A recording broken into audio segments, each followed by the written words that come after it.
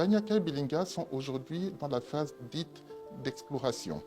Donc, c'est une phase durant laquelle on détermine les contours du gisement, on détermine les infrastructures nécessaires pour la mise en exploitation du gisement et on détermine également le modèle économique. Comment est-ce que ce gisement va gagner de l'argent, va créer des emplois.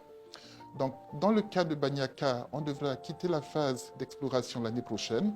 Donc, à partir de la fin de l'année 2025, le gisement de Banyaka va rentrer en exploitation. Là, il va commencer à vendre du minerai et à accompagner les populations dans tout ce qui est politique RSE. Le gisement de Belinga va prendre un peu plus de temps. Ceci est essentiellement lié aux problématiques d'infrastructure. Parce que pour développer Belinga, il faut tout un ensemble d'infrastructures, notamment le train, le port en eau profonde, la centrale hydroélectrique qu'il faudra construire. Et juste en termes d'échelle, le chemin de fer qu'on devra construire sur Belinga est en longueur supérieure à celui que nous avons aujourd'hui, qui est opéré par la CETRAG. C'est une stratégie multiple. D'abord, il y a le contrôle, parce qu'il faut faire la part des choses entre ce qui est du domaine du réel et ce qui est du domaine du perçu. Donc, nous avons demandé à tous les opérateurs miniers, et ça ce n'est pas lié juste à Banyaka et à Belinga, de nous fournir la liste de tous leurs sous-traitants et de tout leur personnel. Et c'est l'étude de ces listes qui nous permet de savoir qui est gabonais, qui n'est pas gabonais, et quels sont les états réels, au-delà des perceptions que peuvent avoir les populations, et même nous-mêmes parfois. Donc, c'est le premier élément de contrôle. Le deuxième élément est la formation. Donc, du côté de Banyaka, ils ont mis à disposition 100 postes. Donc il y a 100 postes de chauffeurs qui vont être formés du côté de Mounana. Donc ce sont des gens qui vont accompagner au niveau de l'ouverture de la mine. Donc ça devrait commencer autour du deuxième trimestre l'année prochaine, de manière à ce qu'ils soient opérationnels à la fin de l'année. Du côté de Belinga, il y a 50 jeunes que l'on va envoyer en formation en Australie.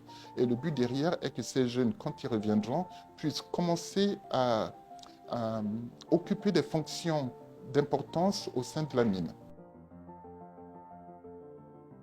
Je dirais faire preuve de patience. Donc, nous avons ici deux cas.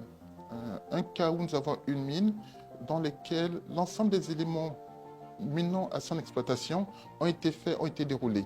Il n'y a pas grand monde qui en a entendu parler, mais la mine ouvre l'année prochaine. Et un deuxième cas où il y a eu beaucoup plus de mouvements. Mais ces mouvements étaient basés sur des communications qui étaient fausses. Donc, il y a 6 mois, j'apprenais, comme tout le monde, par les réseaux sociaux, que la mine de Belinga était ouverte et avait une production de 2 millions de tonnes. Voilà. Donc, il faut un moment qu'on arrête ces éléments dits de, entre guillemets, Congossa et qu'on revienne réellement à la véracité des faits. Et les faits aujourd'hui est que Belinga n'est pas en mode d'exploitation, nous sommes très loin de l'exploitation. Il y a 14 000 tonnes qui ont été sorties, mais ces 14 000 tonnes, c'était vraiment du pilote, des tests, il n'y a pas d'exploitation. Donc, à mes chers frères, sœurs, je vous appelle à faire preuve de patience. Le coup de la libération, c'était il y a 1 an seulement. Okay? 1 an dans la vie d'une mine, c'est très court.